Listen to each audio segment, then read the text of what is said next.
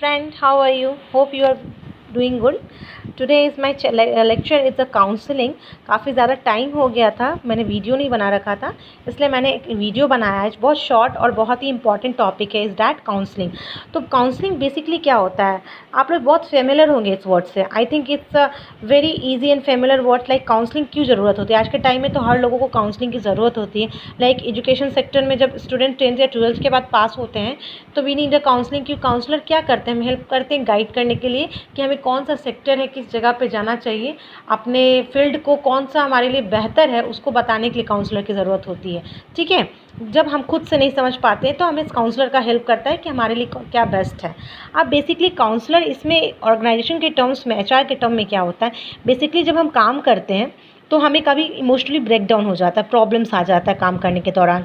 तो इस बैरियर को रिमूव करने के लिए वी नीड अ काउंसलर। हम एक देख रहे होंगे यहाँ पे एक सबसे पहला ही आपका एक डेफिनेशन से देखो, यहाँ पे लिखा है it's define discussion of emotional problem. मतलब इसमें डिस्कशन, कोई भी इमोशनल प्रॉब्लम होता है एम्प्लॉय का, जिसको रिड्यूस करता है किस तरीके से, थ्रू काउंसलर, जिससे उनकी परफॉर्मेंस और उनकी जो एडवोकेट लेवल ऑफ इम्प्रूवमेंट हो सके उनके अंदर। ठीक है, तो काउंसलिंग में what are the characteristic of counselling.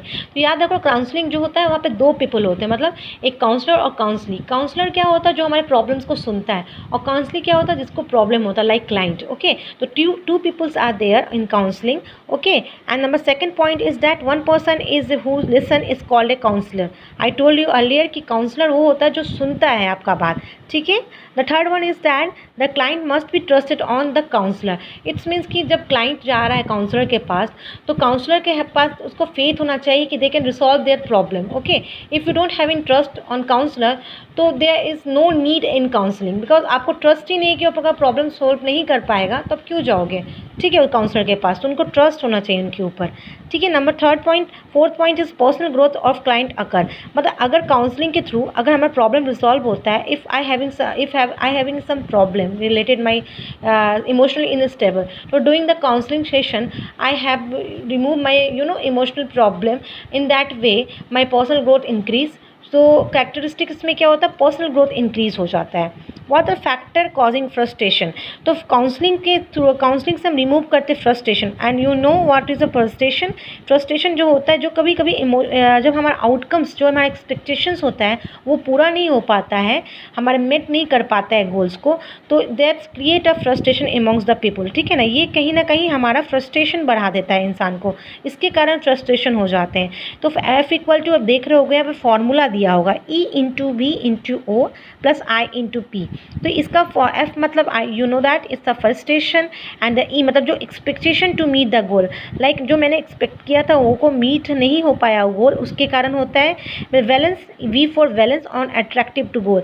जो हमने अट्रैक्टिव पार्ट्स इंस्ट्रूमेंट इस्तेमाल किया था उस गोल को पूरा करने के लिए, सही नहीं था, गलत इस्तेमाल किया, इसी कारण से हमारे एक्सपेक्टेशन को मीट नहीं कर पाया, और हम जो अपॉर्चुनिटी था, O फॉर अपॉर्चुनिटी, जिसको हम अचीव नहीं कर पाए goal. And I for stand for investment effort to other income. Like तुमने तो बहुत सारा इन्वेस्टमेंट किया रखा है, टाइम रखा है, मनी रखा है, और उस मीट को करने के लिए गोल को, but you can't achieve this goal. तो these are the some reason why person having suffer on frustration. तो अब होता है what are the types of counselling. बहुत सारे टाइप्स के काउंसलिंग होते हैं। इस number one is that directive counselling. Directive counselling is that जो काउंसलर होता है giving direction to counsellor. मतलब काउंसलर जो होता है वो डायरेक्शन देता है अपने क्लाइंट को, लाइक डायरेक्शन देता है कि क्या सही है क्या गलत है। It's a main role of counselor. इसमें मेन रोल होता है काउंसलर का। ओके, इसमें मॉनिटर करता है काउंसलर। ठीक है, काउंसलर ही मॉनिटर करता है आपको, जो काउंसली है क्लाइंट है उनको। It's just giving your direction and the client follow the part. ठीक है, उसको कहते हैं directive. And where is non directive counseling is just opposite to directive counseling. Okay, ये एकदम अपोजिट होता है डायरेक्टिव काउंसलिंग के। इसमें क्या होता है, ये एक वो प्रोसेस होता है जहाँ पे एक स्किलफुल जो भी होता है पर्सन जो प्रॉब्लम कर रहा है, लाइक काउंसलर, और उसमें क्या कर रहा है, उसने इंकरेज करता है जो क्लाइंट है उसको, जिसको प्रॉब्लम है, जो सफ़र कर रहा है, जिसको चाहिए काउंसलिंग, उसको इंकरेज करता है, motivate to resolve the problem itself. Like जैसे काउंसलर बोलता है कि तुम जाओ, मैं तुम्हें सिर्फ डायरेक्शन दे रहा हूँ, बट तुम्हारा काम है, एंड तुमको मैं इंकरेज कर रहा हूँ, मोटिवेट कर रहा हूँ, तुम उस प्रॉब्लम को खुद सेल्फ सॉल्व करो। ओके, विदाउट एनी डिपेंडेंट, किसी के डिपेंडेंट होने के साथ बिना, मतलब आपको कोई डिपेंडेंसी नहीं चाहिए।